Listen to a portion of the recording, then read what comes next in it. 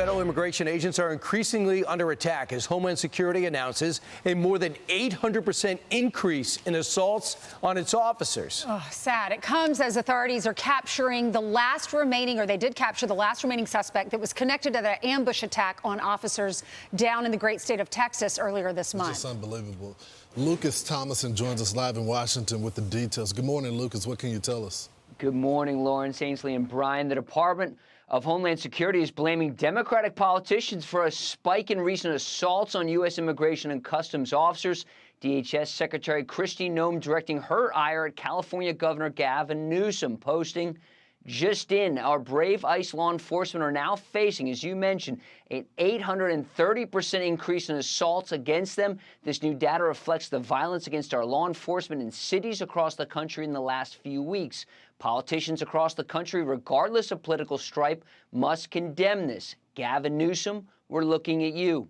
The FBI announced it has captured a former Marine Corps reservist accused of shooting at ICE officers at a Texas detention facility on July 4th. The FBI Dallas field office says it apprehended this man, 32-year-old Benjamin Song, Tuesday afternoon in Dallas. Charges include 3 counts of attempted murder of a federal officer and 3 counts of discharging a firearm. He's accused of firing 2 AR-15-style rifles at 2 correctional officers and 1 Alvarado police officer.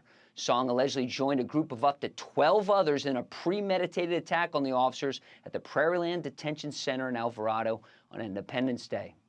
Now, President Trump recently said he thinks very stupid people on the left are getting financed to carry out attacks like this on ICE agents and other police officers, noting the suspects were kitted out with new military-style rifles and other tactical gear, guys. All right, do we know how that police officer's doing, Lucas? He was shot in the neck, the guy down in Texas. Not immediately. They say he's in stable condition, Ainsley. Okay, well, he'll survive, right? Thank God. Right. Thanks, Lucas. So there's so many different elements to immigration. Number one, what Lucas was talking about with ICE, right? Yep. Trying to get the 8 to 20 million, whoever came here during the Biden years, and round them up, and then find out the criminals amongst them. But the one thing is clear, the president's accomplished one goal quicker than anyone thought possible, maybe even him. Oh, yeah. He has totally shut down the southern border. Did you see these numbers in June? Incredible. It's just incredible when you look at the story that the president was able to do with no new legislation, no new money.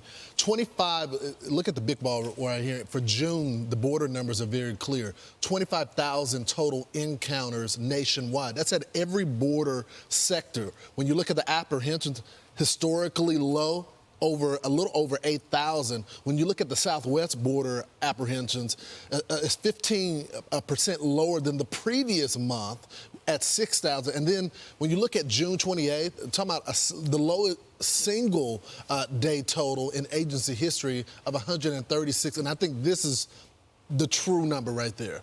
Parole releases is at 0. I think it's safe to say that we finally have operational control First time in our lifetime. Of the border. The border is secured. Well, and when Kristi Noem, when she said the assaults on police officers, on ICE officers has gone up 830%, many of them are blaming the Democrats and the mainstream media, saying their lies and their fake stories continue to stir hate and violence. When you look at what some of these lawmakers are doing, you have that congresswoman out in California who shared ICE employees' business cards with violent groups, and one of those business cards resulted, the address was on there. They went over to the guy. As a result, the ICE official was attacked, hit with a rock, taken to the hospital, and had stitches. We've been telling you about this story.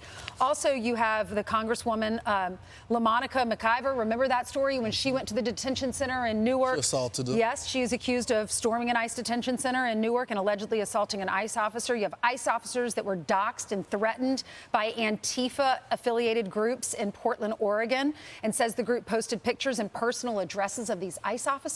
Yeah, you had 5 Iranians who were nabbed at the U.S. northern border. Keep in mind, they just had another assassination attempt at, threat at President Trump. Did you see that? Offering, what, $40 million for someone who kills Donald Trump? And it was, what do they call it, crowdsourcing? Yes. So everyone was able to chip in.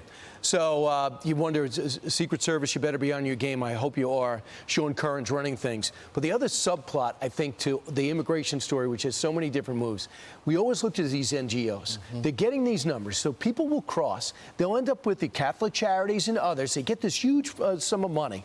And then these guys come across, these men and women come across, some unaccompanied minors. They come in, they get their clothes, they get there, and they're shipped out. And I'm thinking, how do they get this money? Where are they actually going? Well, now they're doing an investigation, and it turns out that FEMA funneled massive grants to NGOs through what became the Shelter and Service Program. Those funds help cover hotel stays, transportation, other perks. They're starting to look at 200 separate NGOs. Where's the money? What did you do? Who commissioned you?